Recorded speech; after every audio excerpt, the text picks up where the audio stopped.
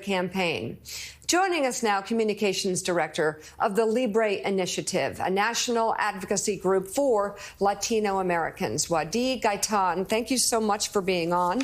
So, what is the state of Latino support for Democrats? Are Democrats losing Latino voters?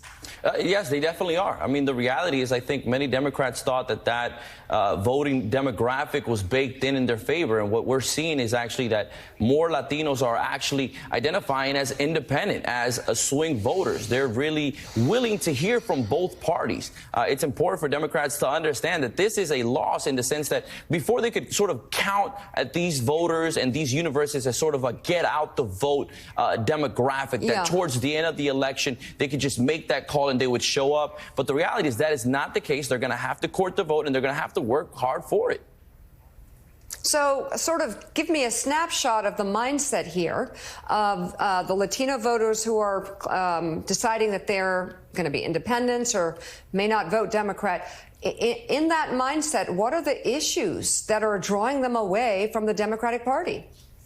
Yeah, I would say it's a couple of issues. But one thing, when you talk to Latinos across the country, when you look at the polls, one of the biggest things is the economy. Inflation specifically has created a barrier towards the American dreams for Latinos. The American dream is more expensive for them. So they want to hear what are the policies, what has the president done, and what is he going to promise to actually do when it comes to the topic of the economy. A lot of the polls also show that in general, Latinos view their trust towards Democrats as being the party that can actually deliver on the economy, that can deliver on issues like crime and like public safety, is lower than the trust that they have for Democrats. That doesn't mean that Republicans don't have barriers on their end, but these are also the barriers that Democrats are facing when it comes to courting that issue. Also, when it comes to immigration, Democrats have made the right promises, but have not been able to deliver on those promises for various reasons. But Latinos now view this topic as not necessarily the party that is going to be able to deliver. So they're not just looking for the promises, they're looking for results on the topic of immigration. So, Wadi, obviously the Latino vote, not monolithic, different people, whether they're country of origin or where they live in the United States, changes their viewpoints. But let's just focus on one state in particular real quick. It's Florida, which has trended away from Democrats in recent cycles. This idea that the anti-socialism argument that Republicans are putting forth has been successful. Do you see anything that could push Florida back towards the blue column, or do you think it's pretty safely red right now? I think it's safely red, but Republicans have made a lot of work in that area. So if Democrats genuinely want to win over Hispanics across Florida, they're going to have a strategic, targeted approach. Right now, you're talking about that there's the distinct backgrounds, right?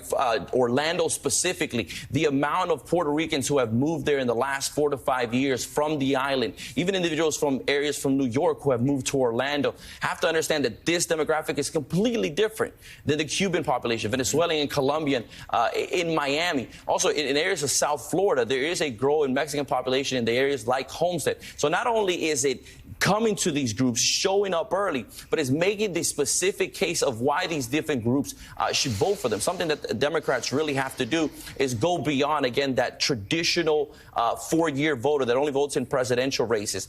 There's approximately 1 million Latinos who are turning 18 every year. That's projected to be for the next 15 years. These are U.S.-born Latinos. These are people who can register to vote. The case has to be made to them early on why. These folks aren't necessarily registering, again, as Democrat or Republican. Their party affiliation isn't their identity. They're going as independent. The case has to be made. And Florida is very unique because Republicans have made a lot of headway, and they've had the results to show for it.